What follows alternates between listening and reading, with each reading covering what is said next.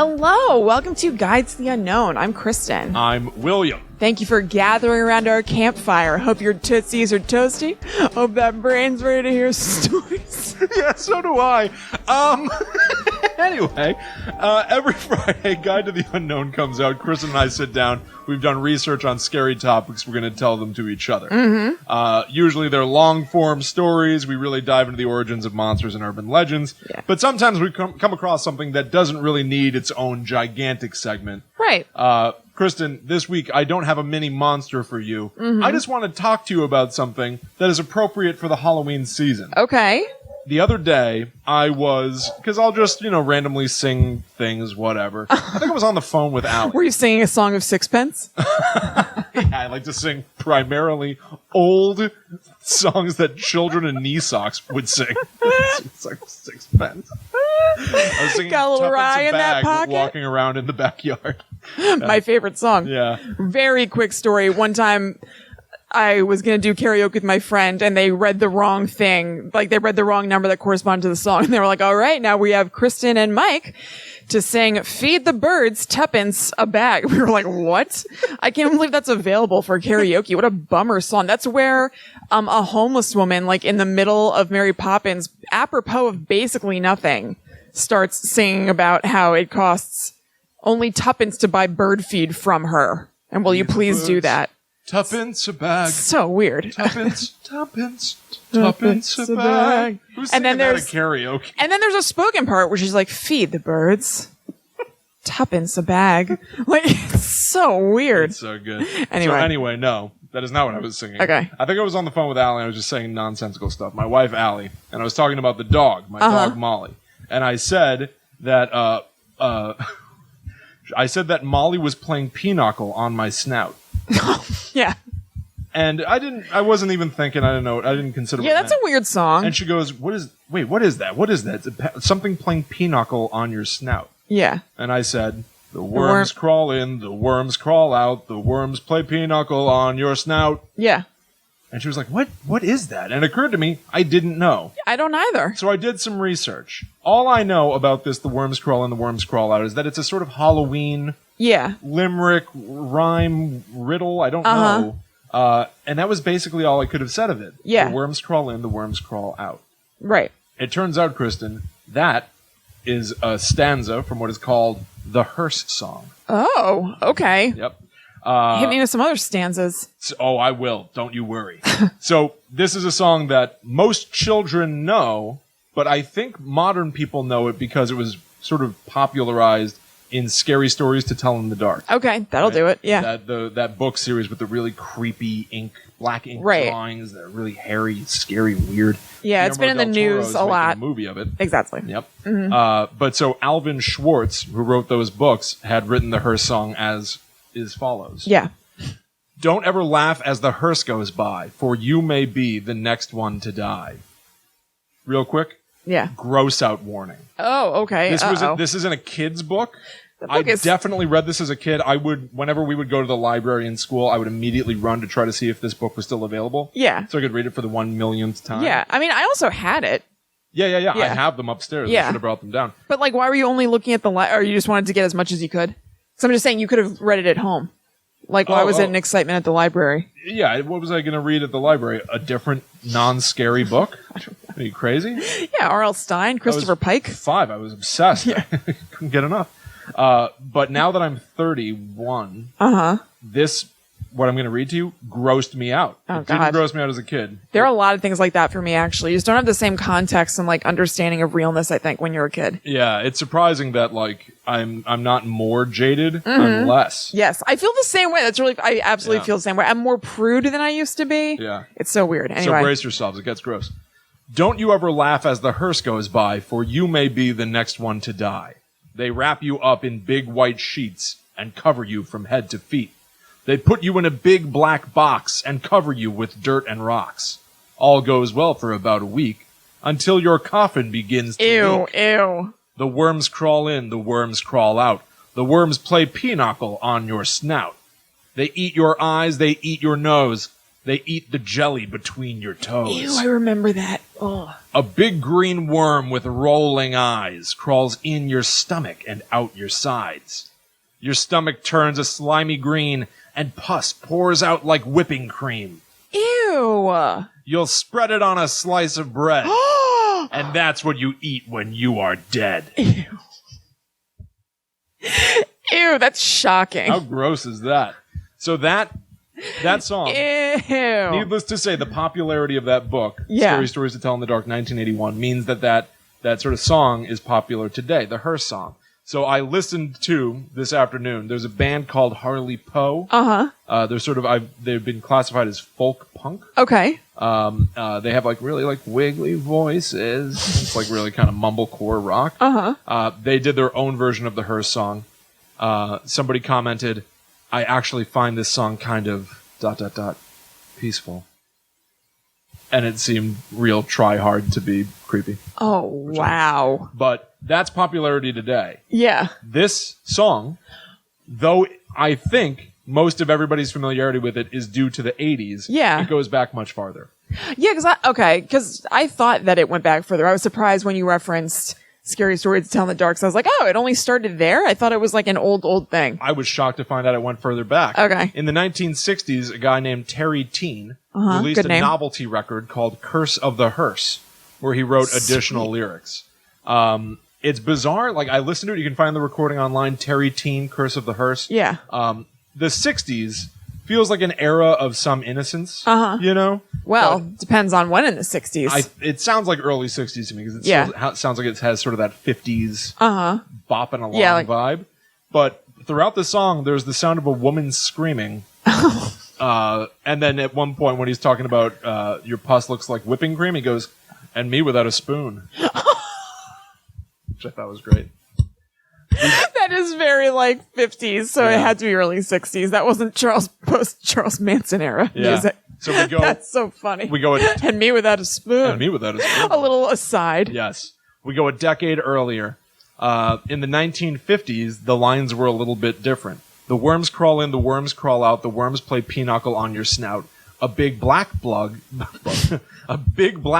with 2 red eyes crawls up your stomach and out your eyes. Your liver turns a slimy green and looks and tastes like whipping cream. So it's still the basic idea, but it's different. Ew, it's like a little bit grosser. Yeah, a little or maybe bit. just as gross, but in a different way. I think Looks I and think that might be tastes it. like. Yes. Ew. We go even earlier, Kristen.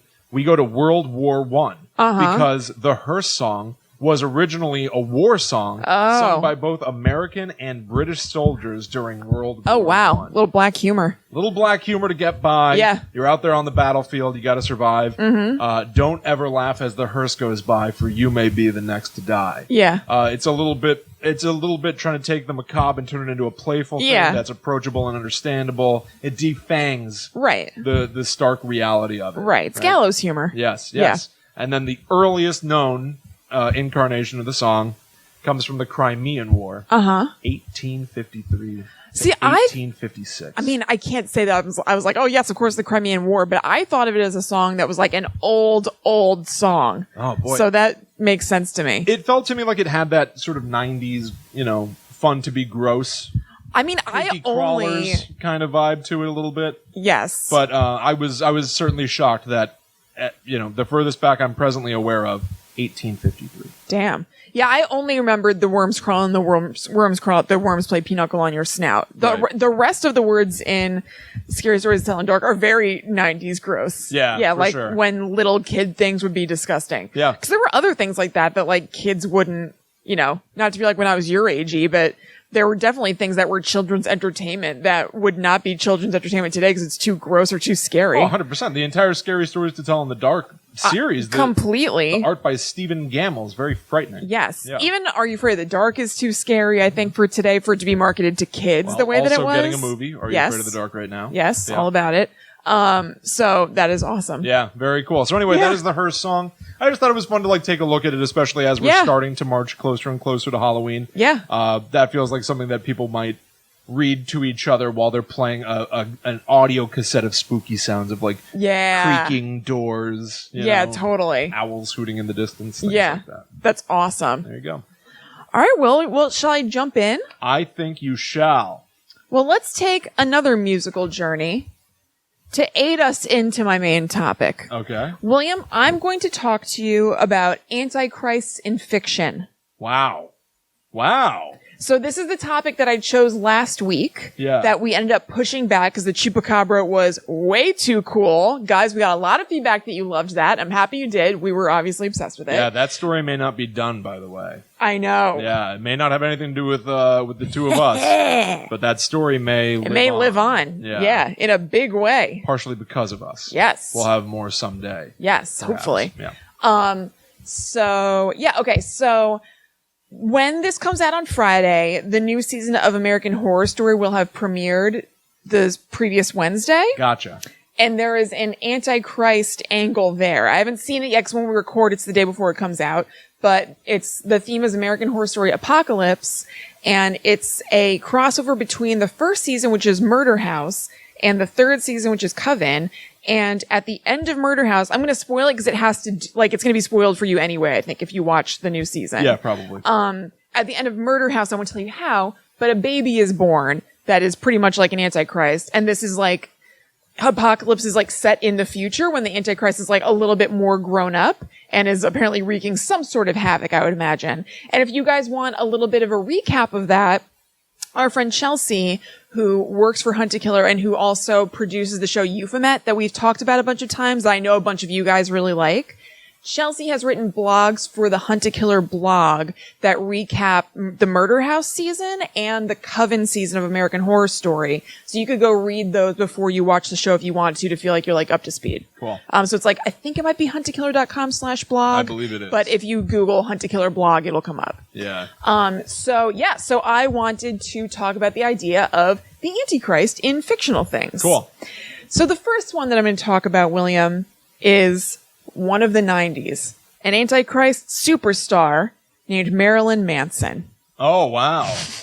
Yeah. Because he had a concept album called Antichrist Superstar. I'm very excited to hear this. Okay.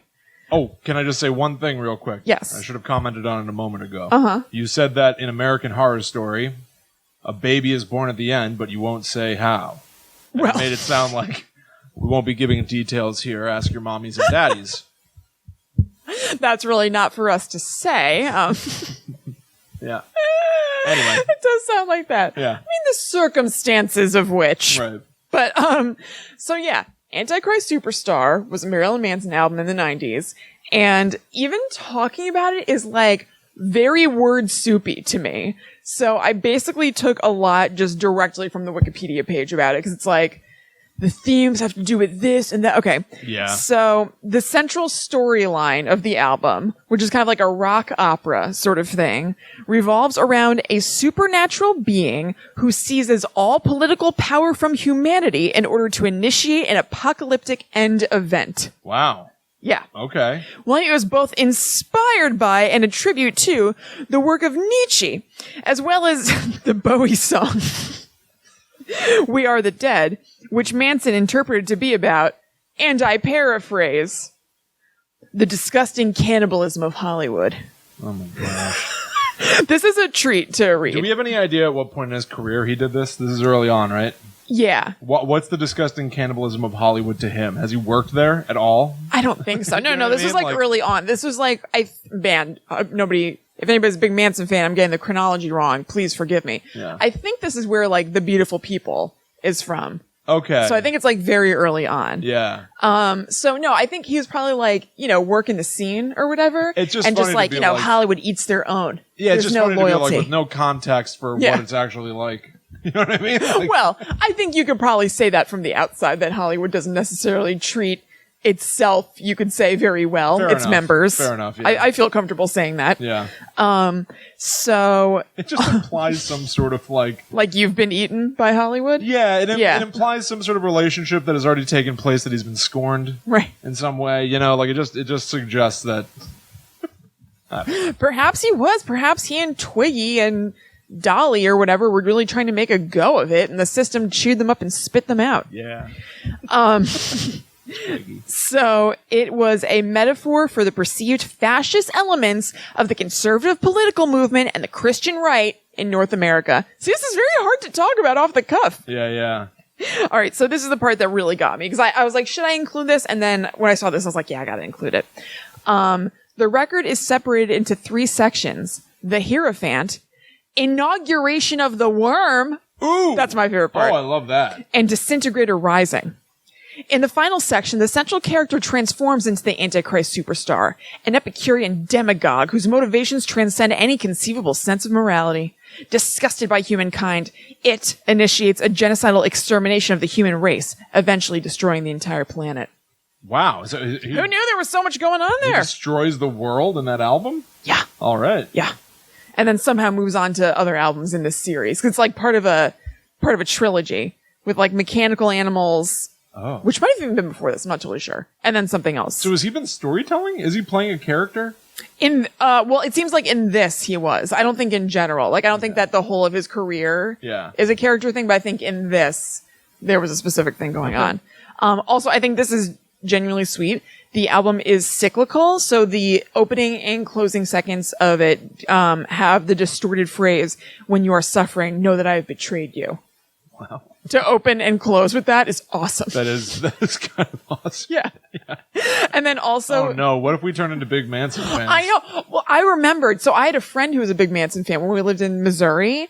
And there was one time I had to borrow her shirt for some reason. I don't know what the deal was. And it was like a humongous oversized Marilyn Manson shirt for me to wear with my humongous oversized pants. Yeah. And where I felt like a poser because I wasn't into Marilyn Manson. And yet I was wearing his symbol. Yeah. It was actually his face. I wonder if there are acoustic covers of his songs that people do in coffee shops. I don't know, coffee shop, but I bet on YouTube there are. People, the beautiful people, yeah, bongo, the beautiful people. with bongos for that. Yeah. Oh yeah, then Murray's like, so there's like gentle version of that. We're all stars now. In the dope show. Wait, let me let you do that alone because you do that really funny. I used to make you do that all the time. Everybody turn on the lights, crank up the tunes, go to 11. It's specifically in the dope show that you do well. We're all stars now. In the dope show. That's how that song sounds. Exactly. I should clarify. Perhaps not well as far as a mimic. I mean well as in I love it. No, in the I'm dope show. Flawless mimic. The last thing that I will say about Antichrist Superstar is that in the book that comes with the CD, it has tons of medical diagrams, sounds right on, Kabbalah symbols, and a visual worm to angel metamorphosis.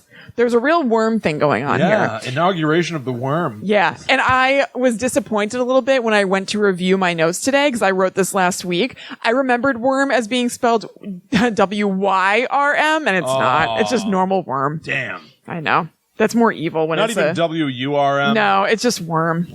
Damn it. Missed opportunity. Right?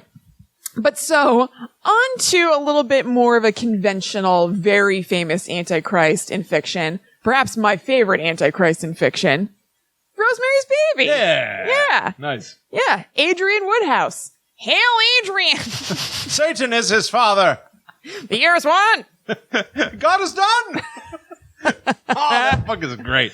I love Rosemary's Baby. Yeah. If you guys haven't read it, I highly recommend it. And I specifically recommend listening to the audiobook because it's narrated by Mia Farrow and it is so good. I have a Tannis Charm tattoo. I love Rosemary's Baby. Where is that Tannis Charm? It is in my elbow. Yeah, crook of her elbow. Yeah. They make Rosemary wear a little charm around her neck with a weed growing in it. Yes, she originally thinks that it's supposed to be for like good health or something because she's pregnant. Yeah, but it later turns out that it's like the devil's. It's like Satan's stink. Yeah. And she's part of like a big machination. Yeah. So the deal is that she and her husband move into a fancy schmancy hotel called the Dakota, which is where John Lennon lived and was shot later. And he's a struggling actor. And they meet their neighbors. Everything seems nice with them. They're like older people. Her husband ends up getting a big role, kind of surprisingly, like somebody has to drop out and he gets the role. Rosemary gets pregnant, after a night where she drank too much or something, or maybe it was that she ate that weird pudding that put her to sleep. Maybe it was a little bit of both. You didn't eat that weird pudding, did you?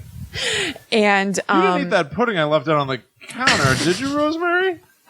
No, he's such a jerk. Like Minnie, the neighbor made chocolate mouse. She calls it chocolate mousse. It was chalky. Yes, she has a chalky undertaste, not yeah. aftertaste. She says undertaste, and she's like, I don't like it. And Guy, her husband's being really weird. And he's like, well, she made it. You should really eat it. And she's like, she's not here. Like, what's the difference? He's being like a jerk because it turns out that those neighbors are Satanists. Like most of the people in the building are Satanists, or at least people who are like on the border on their floor, something like that.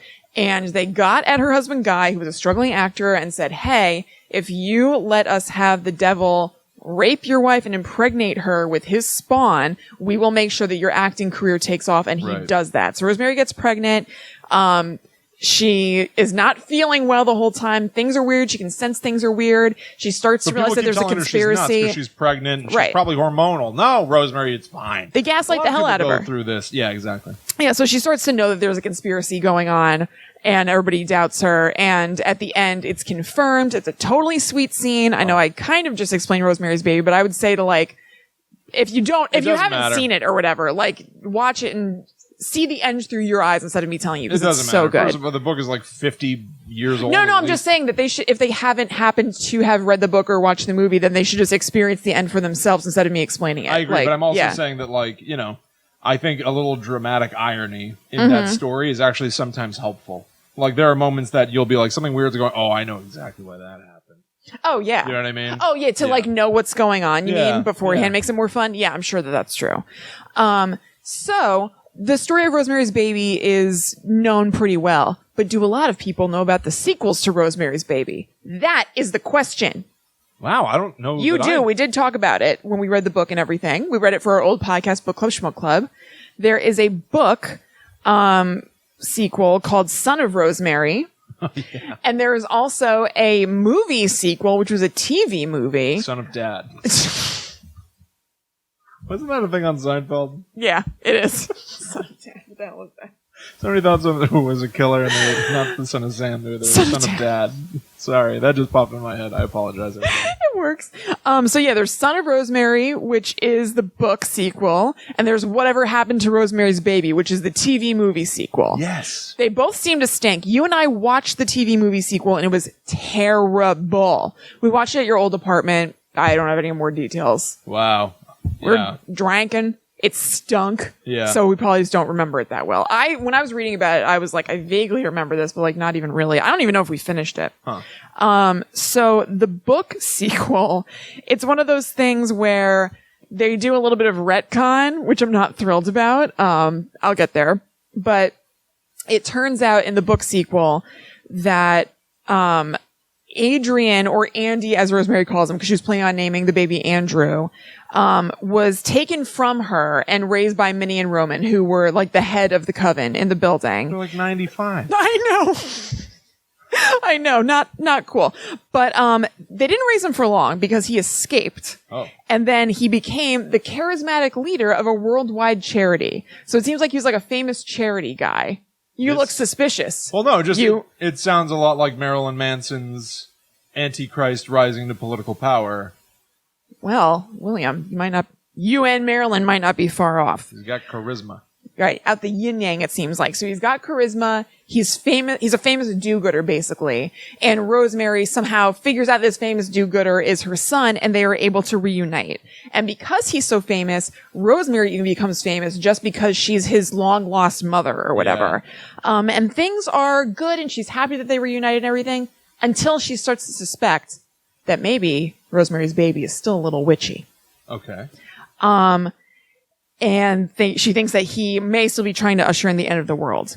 And she is proven correct when which this sounds totally sweet.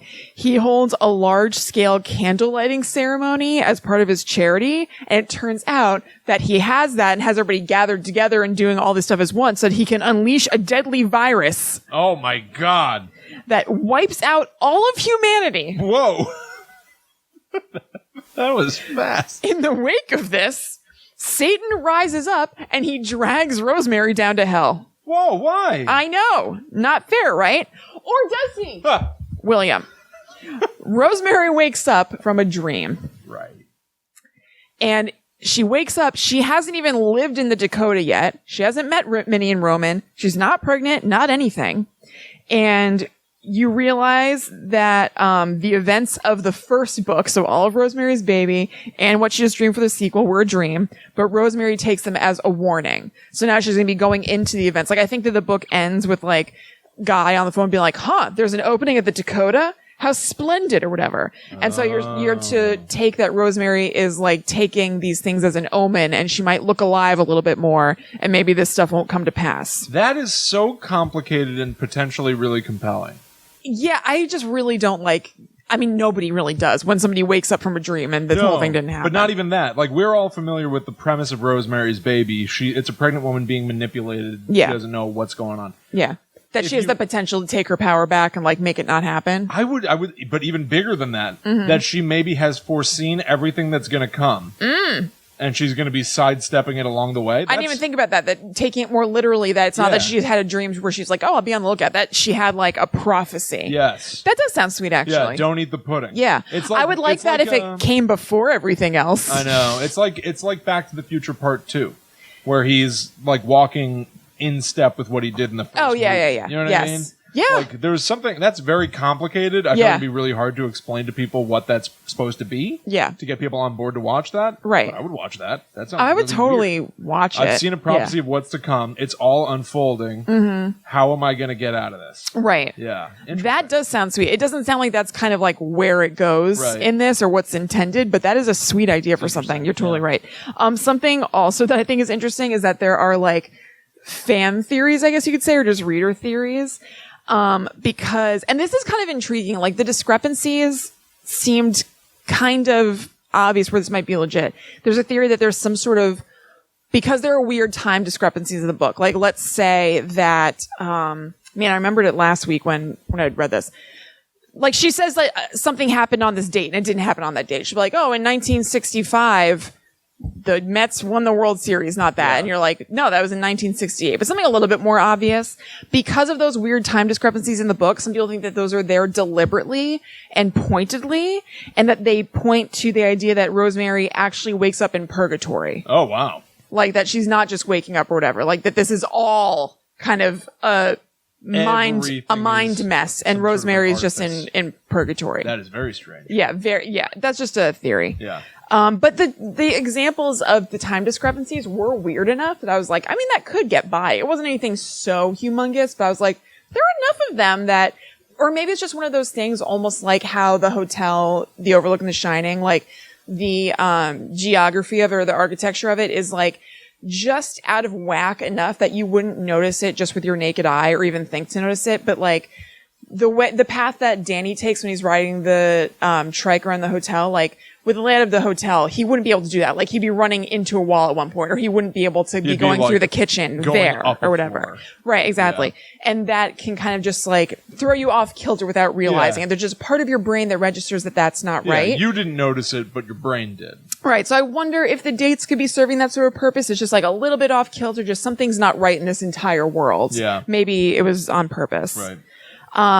And then in the TV movie, it's called Look What Happened to Rosemary's Baby, not Whatever Happened to Rosemary's Baby. I merged on Whatever Happened to Baby Jane. Look who's Rosemary's Baby now. Rosemary's dog. It is I. The plot was so bad and convoluted. It was like Antichrist Superstar times 3. The Wikipedia page for Look What Happened to Rosemary's Baby is so long. The plot of it is so long. So somebody loves it then. Yeah. So I'm not even going to go into the whole plot, but I would like to tell you that Adrian is used by Satan to possess all the people on the dance floor of a casino at one point. That part I don't remember from us watching it, but I'm listening. I'd be tuning in. I'm interested. So the other famous Antichrist that I'm going to touch on is Damien from The Omen. Nice. First of all, synopsis of The Omen, same way that I did a synopsis of Rosemary's Baby. There's a couple that are in the hospital to give birth. The mother unfortunately miscarries, and the father finds out that there's a baby up for adoption in the hospital. A priest comes to him and says, like, you could take this baby home instead. And the father is like, I don't want to devastate my wife, and just takes the baby home without telling her this is not actually the baby that you gave birth to. Right. And the kid is like all messed up. All kinds of evil things start to happen. He attacks people. People die around him. Animals hate him. Yeah, animals hate him. He kills tons of people indirectly. It turns out that he was actually the son of a jackal. Yep. They dig up the mother's grave. Yes, and it's a jackal. Yeah. And not a jackalope. No, important distinction. Not voiced by Dave Coulier. This is a jackal. Pure evil. Anyone get that reference? And both of his parents die in the process. Again, it's a great movie, so just watch it. But that's the general gist. Everybody around this kid dies, including his parents. It's all for you, Damien. Oh, so sweet. I love The Omen, as a matter of fact. I love both of these movies. Yeah. And the movie ends with him at his parents' funeral, throwing an evil smile at the camera. Mm-hmm. Sweet. He did a Jim Halpert. Yeah, big time. He's Really? like, can you believe this? Can you believe what I got away with? So the He was a real bad boy. I guess I was a real bad boy. Me. And it cuts to black. Yeah. Does Jim Halpert do that? Yeah. Guess I was a real bad boy. Sounds like weird Bill Clinton. So something interesting about The Omen and The Omen 2, which I'm going to get to, because that's where I'm going to take us into an area that some of us might not know about. Yeah. The trailers for both of these movies really give away the farm, which I think is really funny. Oh, really? The original trailer for The Omen shows him freaking out and attacking his mom in a car. And just, like, it's just weird. Like, you're just like, oh, okay, this kid's evil. There's like something really wrong. And just as a PS, I think it's that they're about to get out of the car at some sort of big event, like a wedding, or maybe it's like some political event. This guy who's opening the door for them, the husband has just gotten out. He sees Damien attacking his mom like crazy, looks in and is like, yeesh, and closes the door to like, not my problem. And the dad goes back in and saves her. That's bizarre. The trailer says that the mom is a jackal. The trailer shows the photographer guy clearly about to be killed by that thing. Oh, no, excuse me. The photographer gets killed by this, like, plate of glass sliding. Right. And it shows the photographer basically being like, ah! And, like, a thing coming at him. Yeah. It shows famously this priest gets impaled by something that flies off of a tower. It shows that So that just basically. tells you. It People tells you complain about marketing today in movies everything. and how they give away everything. This was above and beyond. I feel like in movies today, they do give away things a lot, but it's more like they show like the basic plot beats. You're like, okay, so they're gonna get together. Oh, but they're gonna have a fight, but then they're gonna kiss at the end. This was showing you like specific. Yeah, and for sure the way old marketing used to be. This is probably prior to when The Omen actually came out, but old trailers and stuff used to be like a boy. Yeah. A very special, different boy. No, they were doing the stuff. son of the devil. They did stuff like that. Like they were like, they'll kill for him. They'll be killed by him, or like whatever. It also shows the nanny jumping off the house. It shows Mrs. Baylock, who's the new nanny, jumping on the dad to attack him. So now you know that new nanny is evil as well. Yeah, see, that's dramatic irony, though, right? Like, they give that to you, and then in the movie you're like, oh boy, this is going to be good. That moment's coming. I don't know. I can tell. I know it. In the context of showing so much other stuff, it feels like way too much. It'd be one thing if that was the only thing. It all doesn't, really matter, because, like, he wasn't actually the son of the devil. Right. I mean... So, what's your... I'm just saying, Damien? Yeah. He was just a mischievous, rambunctious kid. No. So the whole trailer was just a misdirect. Yeah. Gotcha. I was like, wait, what? Yeah, sorry. Okay. I will interject this in your story. There's a very odd... the show Seinfeld doesn't usually dip into horror references, but there's just a moment in a scene in the show, The Nap, where they're talking about The Omen, and Kramer walks in and they go, hey, Kramer, you've seen The Omen, right? And he goes, yeah. They go, what was with that kid? And he goes, oh, Damien? Oh, yeah, it's just a rambunctious... mischievous kid. Who, Damien? Nothing. He's just a mischievous, rambunctious kid. Oh, it's so good. Wonderful line. That is a wonderful line. And the Omen 2 trailer isn't as bad, but it ends with like 5 shots in sequence of Damien just like looking intense at the camera, like boom, boom, boom, different angles. I was like, what is with trailers in the 70s? If he was saying boom when he did stuff. Boom. Boom. Boom. Older Damien is weird too. Yeah. No offense to older Damien, I'm sorry. So here's what happens in the Omen 2.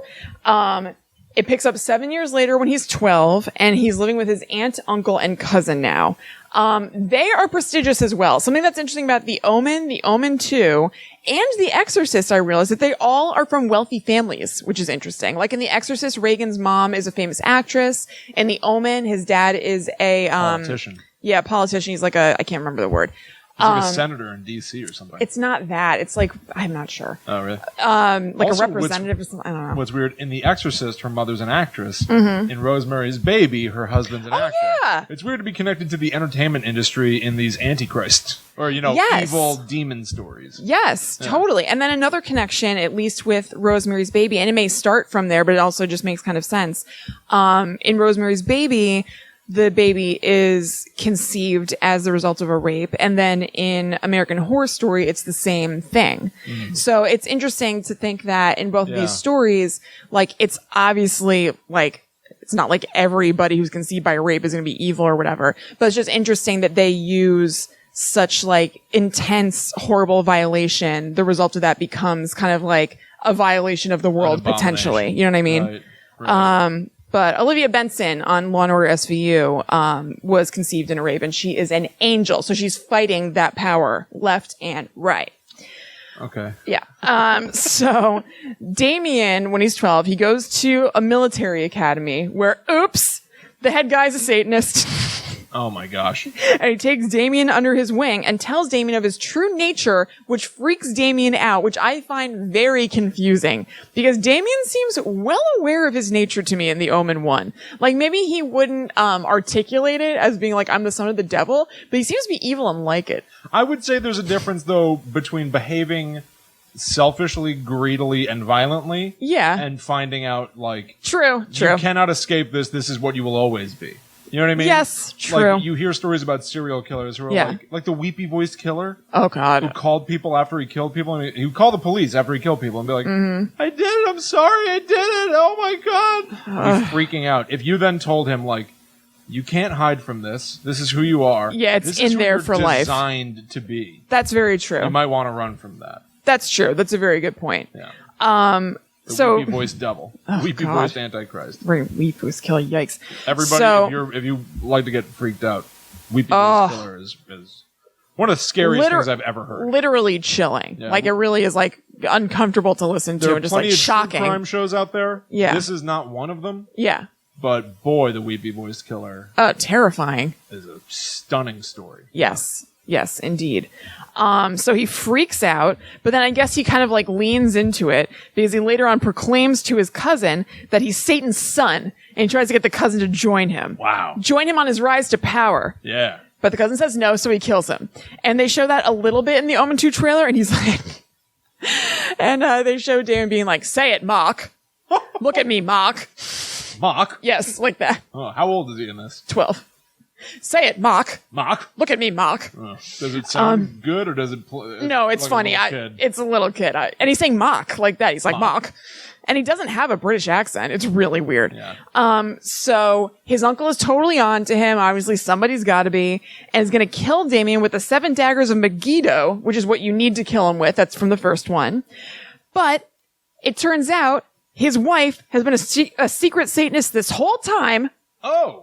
And has been loving that they adopted Damien. That worked out well for her. Yeah, that's convenient. And so she kills the uncle instead. Ooh. But then Damien, the devil has no loyalty. He burns down or explodes, the entire building that they're in, killing her as well. And then he exits the building to get in the car driven by the family fancy driver.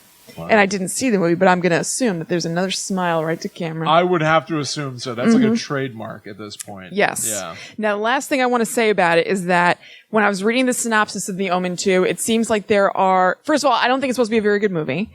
And like the Oh Man, too. Yeah. That sounds good. Oh boy, too. It seems like there are a lot of near misses in this movie where somebody's like, they got it. They just figured it out and then they die like a bunch of times. Right. So Carl Bugenhagen, whoa, great name, who was in the first one and he told the original Omen dad about the knife of Megiddo or whatever, 7 daggers of Megiddo, sees that Damien is still alive and he knows the drill is what I wrote. So, he brings someone who can warn Damien's, okay, so there was a mural. There was like a part in the beginning where like these archaeologists saw this mural that depicts like the Antichrist and it looks exactly like Damien. Yeah. So he brings somebody who can warn Damien's new family to the mural depicting the Antichrist to be like, look, seriously, it's the same kid. Right. And then the tunnel caves in on them and kills them. Awesome. There's a lady who has seen that mural, and she goes to Damien's school to confirm that the face on the mural is Damien, and sees that it is. And then she drives away freaked out. Her car dies. And then they show this in the trailer as well. It's worth looking at because I was like, my God. A raven starts pecking out her eyes, and she's running away, and the raven is flying after her, attacking her, and pecks out her eyes. And then the raven watches as she gets run over by a truck. Wow. Also, a raven looks at his grandma one night, and then she has a heart attack and dies. A raven looks at his grandma one time. Yes. The grandma thinks that Damien is not a good influence on the cousin. And I guess a raven comes to the window, and it's like an omen. Yeah. And then the grandma dies. Wow. And then also, there's an accident at school with fumes that injure... Damien has an accident in school. They sent him early in the nurse's sweatpants. The fumes from Damien's accident killed the entire class. Oh, God. The nurse's sweatpants. There's been an accident. My God, Damien, is he okay? He just went to the bathroom and... Yeah.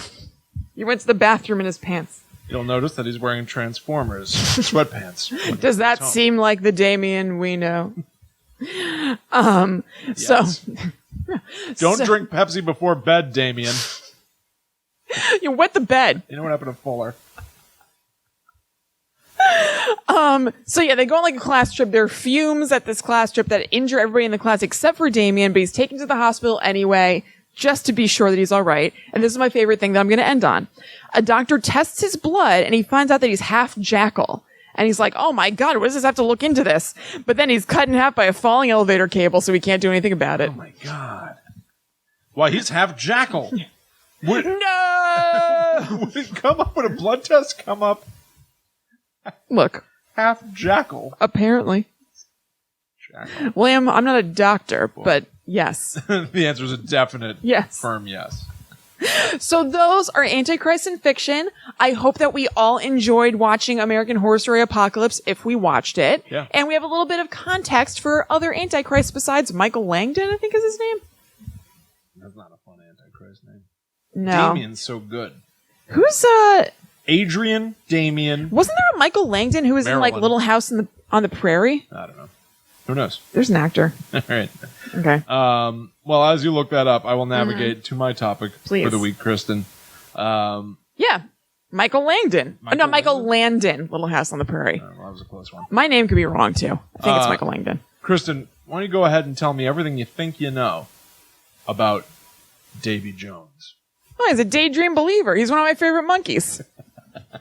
Did you know that David Bowie's real name is Davy Jones? His name is David, I did know that. David Robert Jones, and he specifically changed his name so that he would not be mistaken for Davy Jones from the Monkees. Yes. Yeah. Yeah, that's awesome. So He weird. chose a great name. David Bowie's a great David name. Bowie's a wonderful name. It's such a good name that you would think that it was, and maybe it is, derivative of something else. Like how Marilyn Manson was inspired by David Bowie or whatever. yeah. This metaphor isn't working. Well, I'm trying to say it's so cool that you would think you'd have to be ripping off David Bowie or something. Yeah, But true. he just is David Bowie. But it's funny to think that he was so theatrical that if he had kept his name Yeah. of David Robert Jones, he might have, instead of being Ziggy Stardust Spaceman, maybe he would have been like some sort of like an odd sensual pirate from the deep. Oh, Right? maybe. Davy Jones. That could have worked, actually. Yeah. Yeah. But anyway, as far as the Davy Jones you're talking about, I don't know a ton about Davy Jones, actually. Yeah, I know he's a pirate from the deep. He has golds that he protects, maybe. Okay. I don't know a lot about Davy Jones. What do you know about Davy Jones' locker? That's where the gold at. That's where he keeps the gold? Yeah. Okay. Yeah, that's... Does he live down there? What do you Like think? in the afterlife?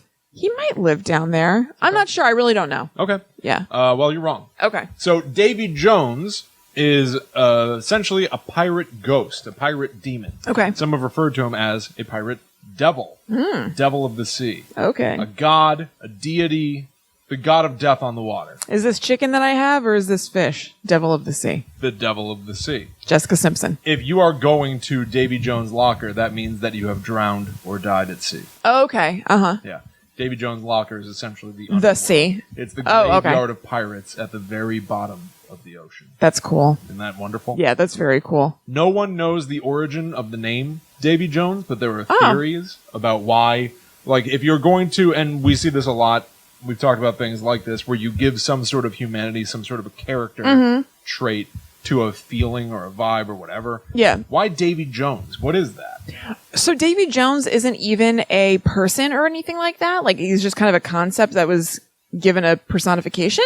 Yeah, basically. Interesting. I had no idea. Yeah, he's like a totally folklore thing. Some of what I found out is But he's a folklore character? Like, it's a person that there's a story about? Or no, it's just kind of like Davy Jones' locker. Yeah. the latter. It's just kind of like, yeah, I'm going to send you to Davy Jones' locker. Oh, that's so cool. I didn't know that. Yeah, so even like at his most popular, which the story seems like it dates back to the 18th century, at the total height of his popularity, sailors would talk about Davy Jones all the time. Yeah. They would salute Davy Jones if they were crossing the equator to sort of pay respect to him, so hoping that he will be kind to them, basically. Yeah. But they didn't want to talk about him much. Oh. Some of them, like some saying, of that might be. like saying Macbeth yes, or whatever? like saying yeah, Macbeth yeah. on a stage. Yeah. It's bad luck. Right. You shouldn't be doing that. Yeah. But I think maybe part of that is motivated by the fact that there is not a backstory to Davy Jones. You can be like, well, Davy Jones was an old sailor who befell a curse. Like, you can't really tell Yeah. that story at that time anyway. Yeah. He was just that guy that you don't want to run afoul of. That's cool. He rules the deep. Yeah. He rules the dead. Sweet. And I'll take you to Davy Jones' locker Yeah. if you cross me again. That's awesome. Right? A 19th century dictionary refers to him as a ghost of Jonah, Oh, referring to the biblical story of like Jonah that. and the whale. Yeah. Right? He's a ghost of Jonah. That's awesome. He was mentioned in 19th century stories. This seems to like really have been his height, the 1800s. He was mentioned in Edgar Allan Poe stories. He's in Moby Dick, Charles Dickens stories. Mentioned in Treasure Island. The earliest mentions of him at all come from the 1700s. Okay. In 4 Years' Voyages of Captain George Roberts by Daniel Defoe in 1726. That's the earliest of all. And then The Adventures of Peregrine Pickle Oh, okay. by Tobias Smollett Wow. What a book name and author name. in 1751. What a blessing. The Adventures of Peregrine Pickle. Peregrine Pickle. I think it's time for a reboot. Yeah, definitely. Hollywood, cannibalize that. I'm ready now. for the pickle verse. Yeah. Both books describe him as a deity of the dead and the final resting place of dead sailors. Cool. So here are some of the theories about who he is. Okay. Now, these are not set in stone. Like I said, there's no concrete origin, but this is some of the stuff that people have theorized. Okay, I'm listening. Davy Jones was a British pub owner who put his drunk customers into his ale locker and dumped them onto any passing ship to be sold as slaves. Oh, God.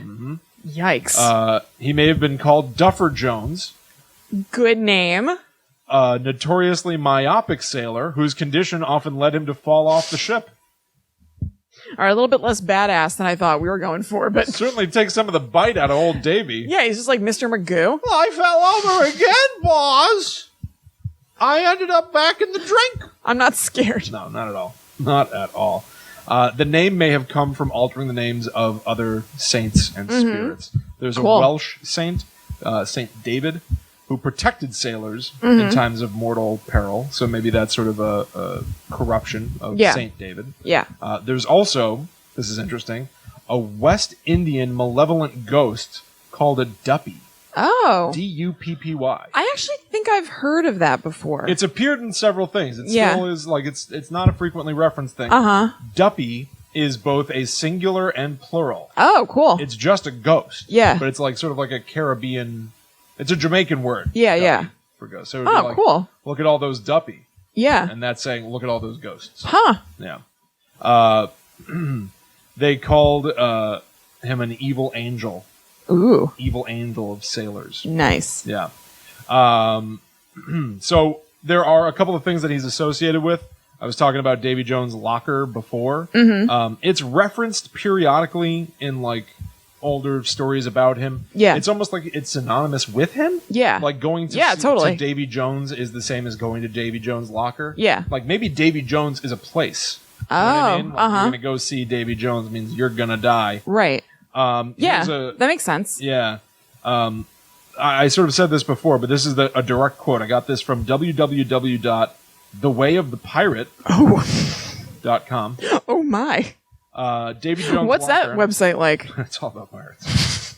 I got a lot of my research. Like real pirates or like fictional pirates and stuff? Would you believe if I told you I didn't click on any other pages? I'd believe it, Will. Go ahead.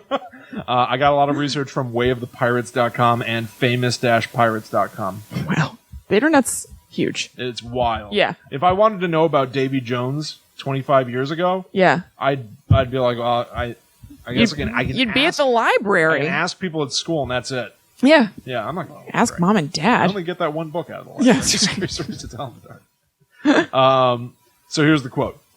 It's a nautical term for the graveyard of sailors and pirates at the very bottom of the ocean. Which I've always loved. Yeah. The idea of the image of the assumption, and it must be true, Yeah. that at the bottom of the ocean, where it's too dark to see, They're where just the pressure treasure is chests. too great to travel, that's where all the craziest stuff is. Yeah. Bunch of pirate ships, pirates that lost their lives at sea who are buried beneath it forevermore. Still wearing their hats. Yeah, absolutely. So frightening. Yes. And a bunch of it's sea awesome. monsters that can't come up to the surface and are impossible to understand. Yeah. Love it. Yeah, Love very cool. that. Absolutely.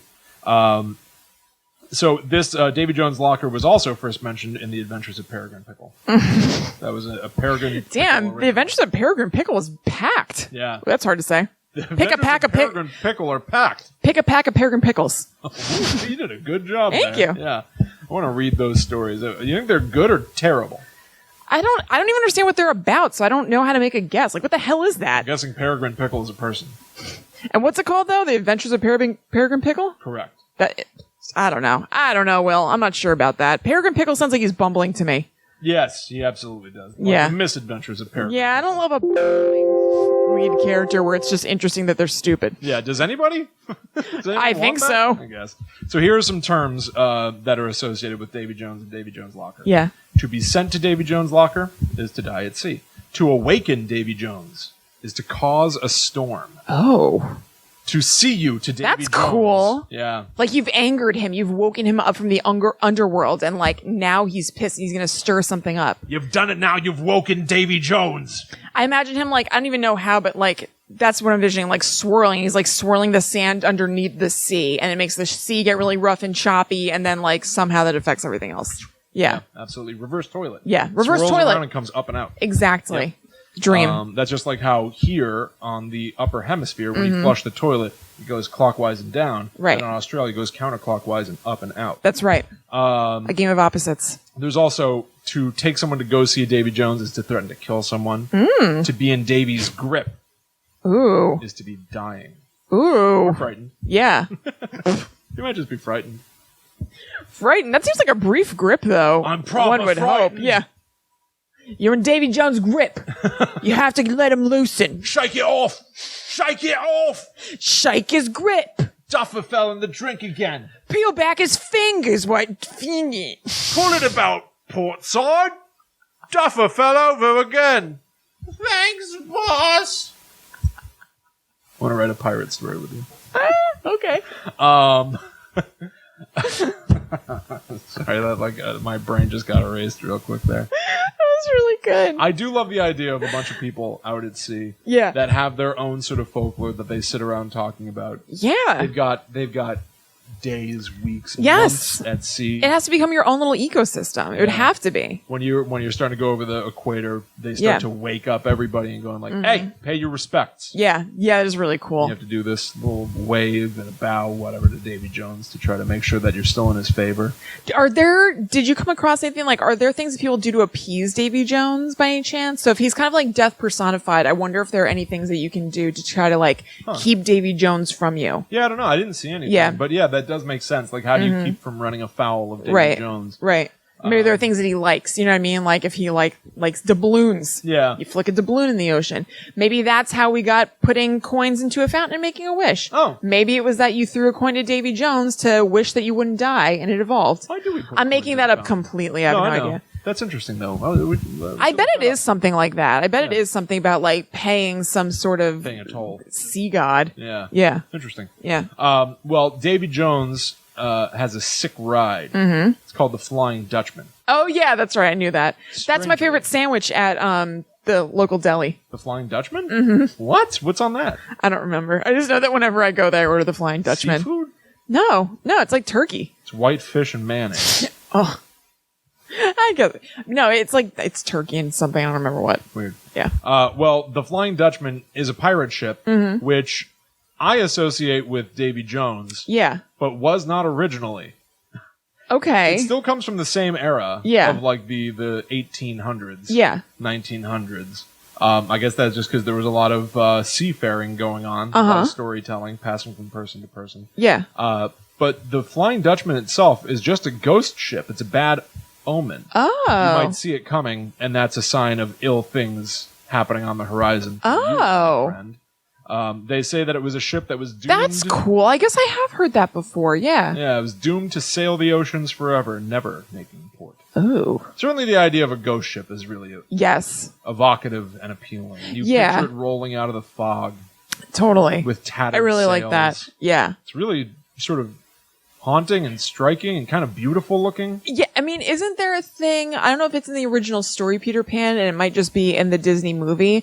Isn't Captain Hook's ship at one point like kind of clouds in the sky? It kind of looks like a ghost ship. Maybe Does it Yeah. sail on the clouds or something? maybe something like that. But I feel like it looks awesome. Well, I will say, I wonder if that has any association with what might be the origin of the Flying Dutchman. Maybe. A lot of the stories about this ship as being sort of like, I don't know, otherworldly or frightening, Yeah. might be explained by a mirage. Oh. Essentially, sometimes in the atmosphere, the air can reflect what's happening on the earth below.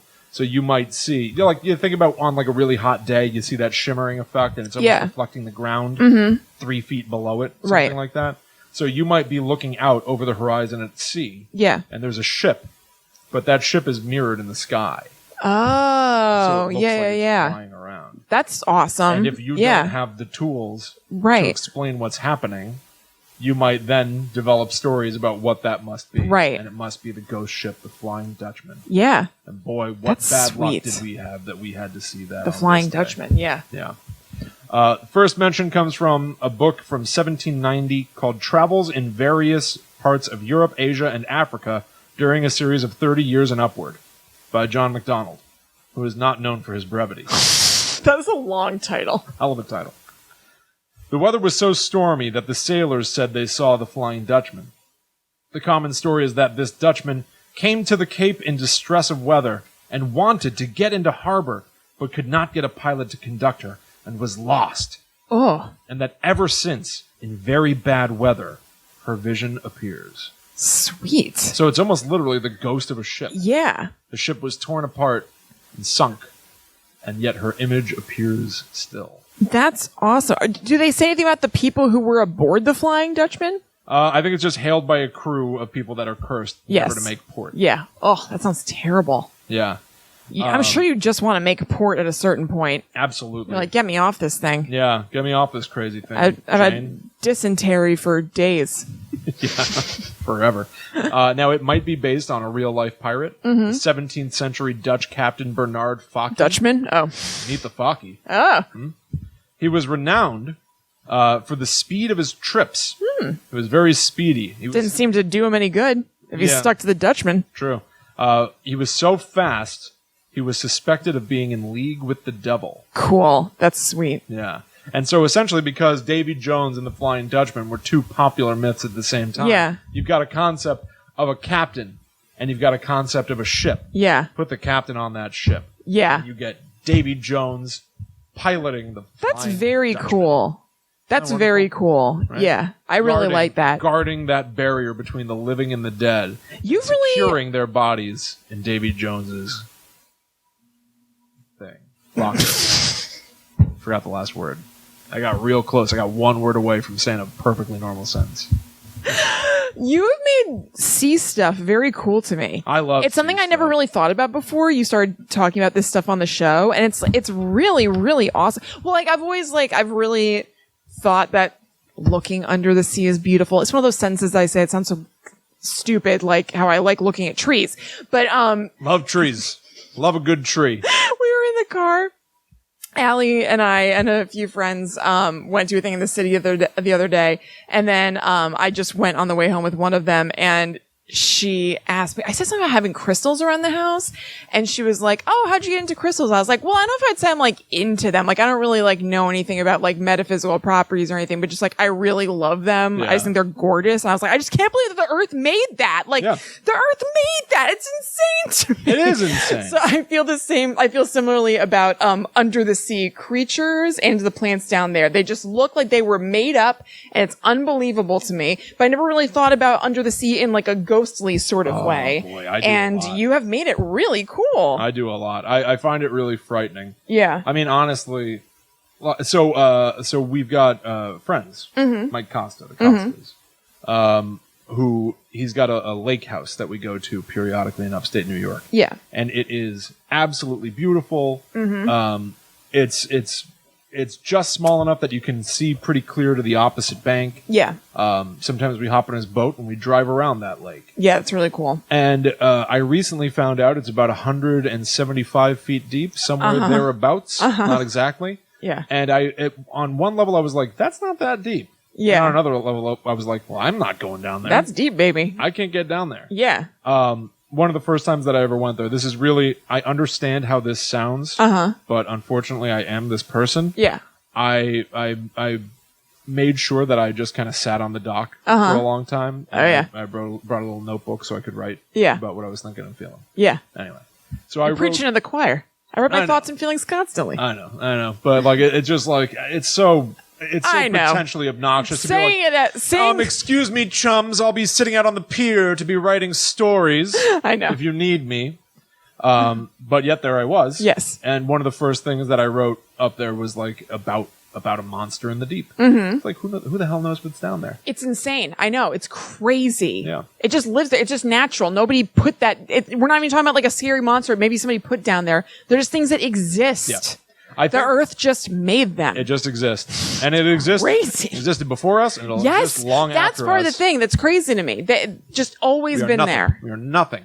You might go there and you might cast a line and catch a fish. Right. That fish has been alive for like mere weeks, and now it's out of the ecosystem. Right. We are that fish. Right. That lake is going to, in the long scheme of things, It's going to outlive us. It's not going to remember us. Yes, I know. It We are worthless in the grand bends scheme. my brain. Yeah. Yes. And so we're look- about a fly in the afterbirth. Yeah, we are. I think it's an ant.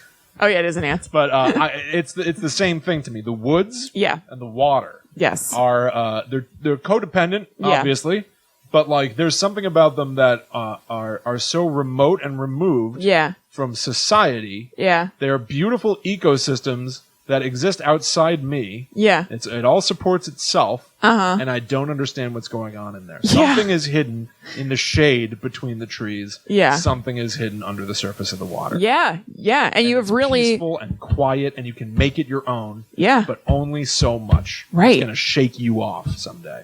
Yeah. You've really brought that into relief for me about the water. I love that. I absolutely awesome. love that. The Earth is insane, guys. It is, and the honestly, I know the Pirates of the Caribbean movies are of diminishing quality the longer that they went on. There is some absolutely beautiful Yeah.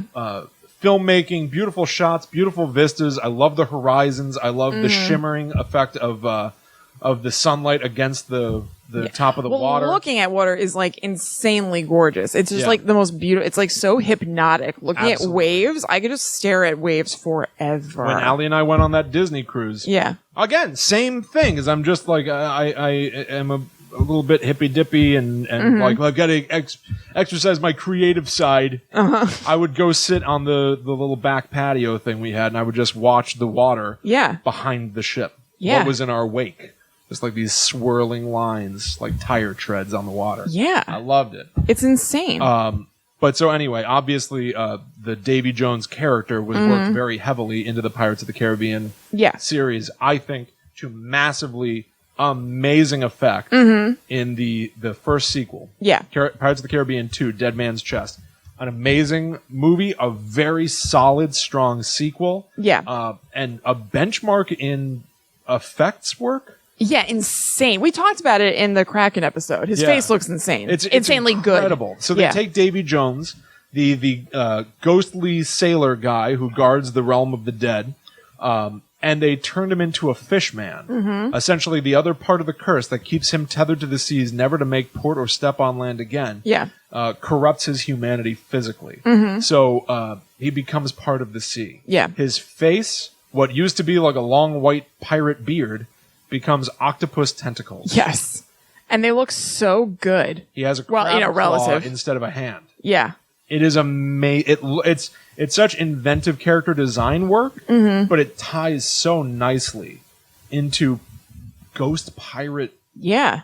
Like that vibe. Yeah. And it elevates it to some place that I had never seen before. Yeah. At all.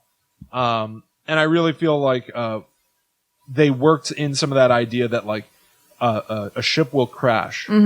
People are dying, clinging to whatever bits of wreckage are still floating. Right. And Davy Jones appears. Right. The Flying Dutchman. And he offers you a choice. It's really sweet. You can either die here, now, on the seas, and be sent to the locker, or you can come aboard my ship and work the crew for 100 years before the mast. Ooch. And if you take that offer, you're basically like a slave on the Flying Dutchman, and you too are going to be corrupted over the course of that 100 years. You're going to be turned evil. Right. And you're going to have like a fish face. And, you know, like, do his crew have fish faces? Yeah. It's really amazing design work. Yeah. I think Tim Burton worked on it. Yeah. On some of the character designs. Really, really impressive. Whatever you think of that movie, like the artwork in it, the actual like craft of putting it together. Right. Like really, what it really looks impressive. like. Yeah. And then sort of they start to tie in who is this man and like why is he this way? And their explanation isn't necessarily the most satisfying or gratifying. Yeah. But it's certainly really interesting. And especially for a character that like isn't used in anything. Davy Jones is not a character that you see in anything. Yeah. To have it be done in such a big, wild way is really impressive and really fun to watch them try. At least. Cool. So yeah, I mean, this thing is 300 years old. Seems to have legs. Yeah, I guess so. And I just love the idea that it all starts with a bunch of people standing on a ship, just hoping that they're going to be okay, but coming up with the rules for what happens if they're not. Yeah, totally. You know? It's just interesting. Yeah. So that's the story. That's awesome. I had Davy Jones. No idea. Yeah. I really just learned a lot. Good stuff. Sweet. Very fun. Every time we do that, when we did the Kraken, it made me want to watch Pirates of the Caribbean, and I didn't. I know. I actually said. I remember saying the same watch thing. It again, and yeah. Maybe I should. Well, maybe now's the time to. Now's the time. Dick, you thought you were talking a little bit. You're like, maybe I should. You know what? Maybe I ought to sit right back on my haunches. Make a move. There we go. All right, guys. So I hope you enjoyed the show. We will see you next week. But until then, you can follow us on social media. We're at GTTUpod everywhere. So Facebook, Instagram, and Twitter. You can also join our private Facebook group. If you search for Guides to the Unknown podcast in Facebook, you can request to join, and William or I will approve you. Yep. You could also go to patreon.com/GTTUpod and donate a little bit of money to the show per month to thank us for hopefully entertaining you a little bit. We appreciate that a lot. And we're going to talk soon about a thing that we're going to be doing in just a couple of weeks with our Patreon dollars that will benefit you guys. You're going to have a cool kind of out of the box episode a little bit toward the end of September. Yeah, for sure. We're going to be going out somewhere pretty interesting that we would not have been going to otherwise without your support. Yeah, so it's going to be really sweet. We'd also love it if you could review us on iTunes or any podcast app that you use. That'd be really, really awesome.